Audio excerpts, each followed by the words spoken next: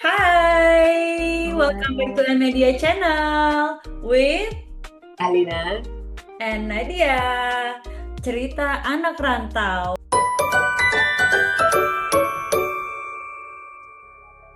Hari ini kita mau ngebahas sesuatu yang terjadi di Amerika yang kayak ngebagi dua kubu, yaitu adalah siapa? Nat. Oke, pasti dari kalian udah banyak yang tahu ya kejadian yang menghebohkan dunia, khususnya Amerika Serikat, yaitu pendoran Charlie Kirk. Tapi sebelumnya kita mau info dulu bahwa informasi yang ada di sini sudah tersebar banyak ya di sosial media, di internet pokoknya. Jadi yang akan kita bahas ini merupakan pro dan kontranya saja. Sebelum kita masuk, kita perlu tahu dulu siapa sebetulnya Charlie Kirk ini, dan untuk itu mungkin Nadia deh. Charlie Kirk ini adalah aktivis konservatif, pendiri Turning Point USA. Nah, Turning Point USA ini tuh organisasi non-profit di Amerika yang fokus pada anak muda dan mahasiswa kampus. Mereka ini dikenal sebagai kelompok konservatif yang sering ngebahas soal kebebasan individu, pasar bebas, nilai-nilai tradisional Amerika, dan lain-lain. Mereka bikin acara, seminar, sampai kampanye di media sosial itu untuk mempengaruhi anak muda supaya mendukung ide-ide konservatif.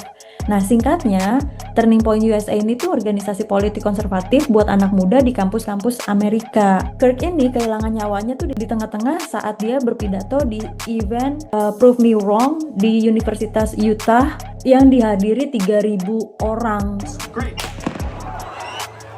Dan Kirk ini langsung dibawa ke rumah sakit tapi nyawanya nggak ketolong. Nah, Kirk ini tuh orang yang dikenal dari pernyataan-pernyataannya yang bikin banyak orang tuh nggak setuju sama dia karena kata-katanya keras, provokatif, malah sampai dibilang tuh kontroversial banget gitu loh. Nah, yang nggak suka sama dia itu tuh ya menilai dia itu sering merendahkan lawan bicaranya di debat terbuka gitu, Kak. Yang perlu diketahui di sini, yang menurutku info yang menarik adalah bagi para pendukungnya Charlie Kirk ini, mereka berharap pelakunya ini adalah musuhnya mereka sebetulnya. Yang aku tahu ya, tapi ternyata tidak. Musuhnya mereka itu adalah kayak misalnya imigran, kalau bisa sih Muslim atau gay, ya, LGBT, karena si Charlie Kirk ini adalah pendukung garis keras opposite of the LGBTQ gitu. Jadi mereka berharap itu, tapi ternyata tidak. Si pembunuhnya ini adalah orang kulit putih, bukan imigran, dan itu keceplosan, kalau tidak salah wali kotanya Utah atau siapa ya, yang dia keceplosan. I really hope pembunuhnya imigran, but turns out to be just a white boy. Gitu. Dan pro kontra yang terjadi adalah kayak apa tuh, Nat? Jadi gini, Charlie Kirk itu terkenal karena pendapatnya yang keras banget kan soal isu-isu transgender, politik kampus, dan nilai-nilai konservatif. Nah, banyak yang suka sama dia karena dianggap berani ngomong apa adanya. Tapi banyak juga nih yang ngerasa dia terlalu provokatif, bahkan nyerang kelompok tertentu. Dari sinilah nih mulai muncul lah tuh pro dan kontra, atau yang bisa dibilang tuh kayak Amerika makin terbelah banget gitu loh gara-gara ini. Nah, untuk yang pro, kenapa sebagian orang ngerasa memahami kenapa ini bisa terjadi? Ini bukan berarti kita setuju sama tindakannya ya. Kita bahas di sini tuh dari sisi kenapa sebagian orang bisa mengerti untuk situasi ini meledak gitu loh. Untuk yang pro-nya yang pertama, karena retorika dia yang terlalu keras banget ya. Charlie Kirk itu sering banget ngomong yang dianggap nyakitin atau nyerang pihak lain. Jadi sebagian orang ngerasa ya wajar kalau akhirnya ada yang marah banget gitu loh. Terus situasi politik di Amerika ini kan lagi panas banget ya. Sekarang tuh udah kayak ada dua kubu gitu loh yang nggak bisa nyatu. Jadi kalau ada tokoh yang kayak Kirk yang ngomongnya tajam, ya efeknya bisa meledak banget gitu loh Kak. Nah, terus ada juga nih ya, dia dianggap simbol dari gerakan konservatif. Bagi orang-orang yang nggak suka pandangan konservatif, ya Kirk itu tuh kayak ikon besar gitu loh.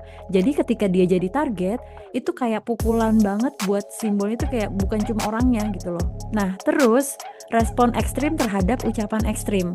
Ada juga yang mikir, kalau dia ngomongnya aja ekstrim, ya jangan kaget kalau ada orang lain juga bereaksinya tuh ekstrim gitu loh. Tapi jelas ini bukan alasan yang bisa diterima secara orang normal gitu kan. Oke, sekarang untuk dari pandangan kontranya nih. Kenapa banyak yang menolak keras tindakan itu? Nah, ini sisi yang jauh lebih banyak didukung publik. Karena intinya kekerasan tuh nggak bisa jadi solusi. Pertama, kekerasan bukan cara untuk debat ide gitu loh Kak. Kita bisa nggak setuju sama pendapat orang, tapi kan bukan berarti kita bisa main bunuh gitu aja. Demokrasi itu kan tempatnya adu argumen, bukan adu peluru. Kedua, malah bahaya buat kebebasan bicara gitu loh. Jadi yang tadinya Amerika itu terkenal demokrasi, sekarang tuh ironisnya tuh karena gimana ya, kalau orang bisa dibunuh cuma karena ngomong hal yang nggak populer, nanti siapapun juga bakal takut ngomong jujur gitu kan. Diskusi publik tuh bakalan jadi mati. Terus lagi, ironisnya, karena dia dibunuh, sekarang banyak yang malah ngerasa kasihan dan ngedukung gerakannya tuh lebih besar lagi. Jadi hasilnya malah kebalik dari niat pelaku gitu. Terus, tindakan individu bukan ideologi. Meski pelaku mungkin bilang dia terinspirasi dari hal tertentu, ya tetap aja, ini keputusan pribadi yang salah besar banget. Nggak ada ideologi yang bisa ngebenerin pembunuhan gitu kan. Iya, betul-betul. Aku setuju banget. Tapi memang kondisi dunia saat ini kan memang lagi nggak baik-baik aja ya. There are so many things going on in just day, 2 days, 1 month gitu. Uh, Palestina belum beres, ada ini, ada itu, segala macam gitu. Dan ya yang terjadi di Amerika ini membuat kita tuh jadi sebetulnya ketakutan ya. Takut ya sedikit gitu karena ini kayaknya kalau kita nunjukin benar-benar bahwa kita tuh anti aborsi misalnya, bisa terjadi apa-apa. Tapi yang dulunya Amerika nggak gitu amat ya. Kita boleh teriak apa saja, tapi kondisinya saat ini bukan gue nyalain Presiden Trump, tapi sejak Trump naik itu jadi serba hati-hati. Iya. Doing something, say something gitu. Harus extra careful. Itu yang aku rasain sih sebagai orang Indonesia yang tinggal di Amerika. Kejadian itu tuh dimanfaatin hampir semua orang tuh untuk propaganda dan teori konspirasi. Nah, kita bahas teori konspirasinya nih, Kak. Oke. Nah, kita lanjut ke poin-poin konspirasinya ya, Kak. Ada yang bilang ini bermotif politik karena Kirk ini dikenal sebagai pendukung garis keras Partai Republikan yang lagi berkuasa saat ini. Ada juga yang menyebut ini unsur agama karena Kirk ini tuh pro-Jewish dan suka menjelek-jelekan agama selain kepercayaannya dia. Terus, teori lain menyebutkan juga ini inside job, semacam settingan buat menggiring opini publik gitu. Terus ada juga nih yang percaya ini cuma distraksi dari isu besar lain di Amerika yang lagi panas. Nah, nggak ketinggalan juga nih, banyak yang mengkaitkan dengan perdebatan senjata api. Apakah ini dipakai sebagai bahan untuk dorongan aturan pro-gun atau anti-gun, gitu Kak. Tapi untuk apapun teorinya ya, yang jelas kejadian ini tuh bikin spekulasi makin liar aja di media sosial. Kita lihat aja nih ya contoh-contoh yang debatnya si Charlie Kirk sama yang anak-anak di kampus ini. If I just happen to be pregnant. Oh, well, you don't happen to get pregnant. It's like not like getting COVID. I know how okay? it works. I know how it works. You don't get the flu. I know. How about but this? say You I got take responsibility for your orgasms and What if stop that eliminating doesn't work? people smaller than you. So you're saying I should carry a baby and ruin my collegiate life? How about this? Instead of saying ruin, first of all, babies are a blessing. Stop talking at them as if they're some sort of annoyance. I will have to drop out of college. Number two, if you play certain games, you win certain prizes. If you're gonna go have sex, So you're saying I should drop out of college to support my child I'm instead of supporting my life? I'm saying if you're going to engage in coitus, in the practice of having children, you might end up with a baby. So know that. And guess what? You don't need to have sex before you get married. It's not like showering. It's not like eating. Are you Do married? you believe that being here in America here is a right or a privilege? Is a right and a privilege. You have a right to be here? Yes, I believe anybody has a right to movement to wherever they want. So you would get rid of all borders. Yes. So when you land from a international flight at JFK Airport, no passport checks. Nope. Okay. Thank you for so bluntly telling us I your mean, view. I'm a dirty commie, so yeah. Yeah. Nah itu dia ya, tadi kita lihat sudah videonya, memang perdebatannya sangat mind blowing. Terus Gen Z juga entah kenapa ada something going on dengan Gen Z, di mana cara berpikir mereka tuh sudah berbeda banget sama generasi-generasi lainnya gitu. Tapi yang bisa aku perhatikan, Amerika yang tadinya adalah negara yang bebas berpendapat, mau ngomong apa saja tuh boleh gitu, bahkan untuk menghina presiden pun boleh. Tapi sekarang tuh udah mundur 10 langkah daripada itu, jauh, bahkan sedikit lebih bebas Indonesia loh. Kalau nggak terlalu gila-gila amat, kita ejek pemerintah tuh masih oke. Kalau di Amerika tuh saat ini kondisinya sudah tidak seperti itu lagi. Lalu yang aku amati tentang si Charlie Kirk ini, dia ini ya jelas dia sangat kontroversial karena di satu sisi banyak sekali orang yang setuju sama dia bahwa aborsi itu nggak baik ya karena membunuh. Kebanyakan orang Indonesia juga rata-rata yang ngepro sama dia, yang sampai berantem. Aku juga melihat tuh kondisi netizen Indonesia yang nonton ini sampai terbagi dua. Ada yang setuju sama yang Ya, ada yang setuju, ada yang nggak setuju, karena di satu sisi dia melihat Charlie Kirk ini sangat konvensional, udah benar, dia nggak setuju sama LGBTQ, dia nggak setuju sama aborsi. Nah, yang pro, yang anti sama dia dan happy atas meninggalnya dia, karena dia udah terang-terangan sekali sangat rasis, kalau menurut gua. Tapi di satu sisi, apa iya kita harus bersukacita sama orang yang kita nggak suka kejahatan, tapi kita bersukacita karena orang yang kita pikir jahat dibunuh gitu kan. Nah, itu permasalahannya. Terus tentang rasisme itu sendiri, ada hal yang ironi dalam pembunuhan ini. Jadi dia kan sangat setuju sama hukum di Amerika yang membolehkan punya senjata. Nah, Iya, setuju kan? Nah, iya. terus habis itu kita kayaknya harus. Nah, ini sih yang sebetulnya sangat kontroversial dan sangat mind blowing kenapa dia terbunuh itu.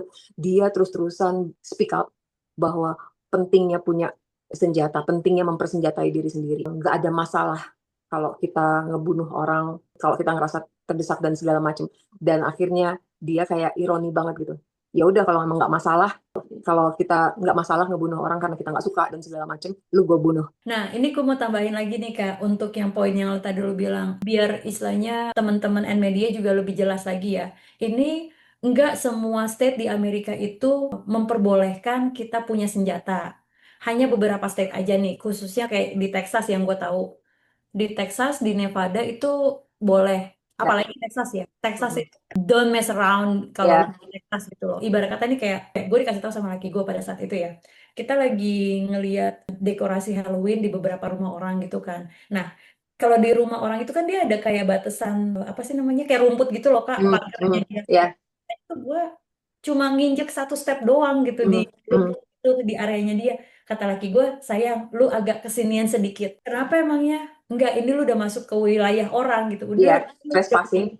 trespassing gitu. Jangan sampai kayak begitu gitu. Apalagi kalau misalkan lo di Texas, kalau lo sampai masuk di areanya mereka, dan kalau emang si tuan rumahnya tuh nggak suka, get out from my house, or I door you gitu kan. Ya. Nyerang di door lo Kak, bisa. Dan Ya. they have right. Kayak gitu. Nah, tapi ini nggak semua state ya guys. Hanya Aku beberapa. mungkin mau tambahin sedikit karena aku dulu tinggal dekat sekali sama Texas. Kalian kalau mungkin kalian pikir namanya Amerika tuh aneh banget, masa dibolehin bersenjata dan segala macam. Datang dulu ke Amerika dan lihat Texas tuh besar sekali, guys. Ya. Besar, dan mungkin untuk manggil polisi lama sekali. Jadi masuk akal ketika kalian harus punya senjata untuk memprotek diri sendiri.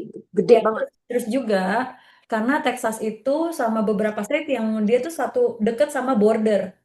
Ya. Deket sama border, dan balik lagi isu keimigrasian gitu loh. Banyak juga orang yang dari negara tetangga masuk gitu aja. Ya, kita kan nggak tahu mereka tuh baik atau jahat gitu loh. So, mereka kayak menetapkan untuk punya senjata itu legal gitu. Iya. Nah, sementara aku ngerasa untuk senjata itu sebetulnya nggak perlu ya. Tapi ngelihat kondisi geografis di Amerika, terutama kayak di Colorado ini, ketika kamu masuk pedesaan, banyak sekali ranch, apa peternakan itu jauh-jauh. Ya mau nggak mau sih. betul, benar. Nah, balik lagi nih Kak ke case yang ini nih. Nah, jadi tuh ini salah satu kontroversinya juga yang tadi udah lu jelasin ya. Jadi ini bener-bener kayak pro kontra untuk isu pelegalan senjata. Terus satu lagi untuk yang masalah LGBT ini nih, sebenarnya gini loh, yang jujur gue tuh pro sama Charlie Kirk ya gitu, karena gini, di masalah penentangan LGBT, oke lah, yang kita tahu kalau lu suka sesama jenis ya either lu gay, kalau enggak lu lesbi. Kalau lu ganti kelamin berarti lu trans gitu kan. Dulu kan cuma ada LGBT ya kan. Kalau sekarang kan LGBTQRXZ. Lo setujunya sama Kirk ini tuh kayak dia ini tuh mencoba untuk meluruskan kembali otak-otak yang udah lengser di masa kalangan anak muda gitu. Betul. Jadi kesimpulannya sih sebetulnya ada misi-misinya dia, pandangan-pandangannya dia yang masuk akal gitu ya, masuk akal. Tapi ada beberapa yang tidak. Jadi sebetulnya kalau aku melihat dan mengajak teman-teman di sini untuk nggak usah ekstrim gitu. Dia nggak penjahat, tapi juga tidak baik. Human lah, di tengah-tengah. Iya, I mean if you have a different opinion gitu, kalau lu berpendapat beda dengan seseorang, you have no right to take their life. Ya, I agree. Ini kan debat aja, main kata-kataan aja.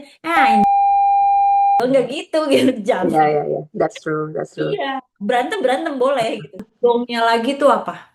Apa? Jadi yang si Taylor Robinson itu tuh dia tuh punya pasangannya itu transgender, Wak.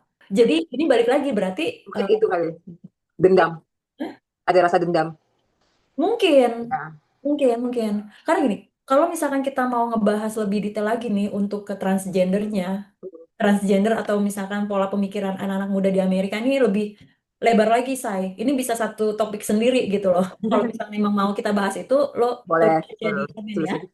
Nanti kita siapin data-datanya untuk bahas itu. Terus satu lagi nih Kak, yang gue nonton di berita nih ya Kak, jadi orang-orang yang make a joke atau yang happy sama kematiannya dia, terus video kayak gitu pas pada saat diwawancara. You know what yang dilakuin sama netizen-netizen sini, Amerika? Mereka tuh kirim footage-nya itu dan langsung dikirim dong ke employer-nya. Mereka tuh di mana? Dikirim di perusahaannya. Terus kayak, nih lo mau memperkerjakan orang yang kayak begini yang punya hate.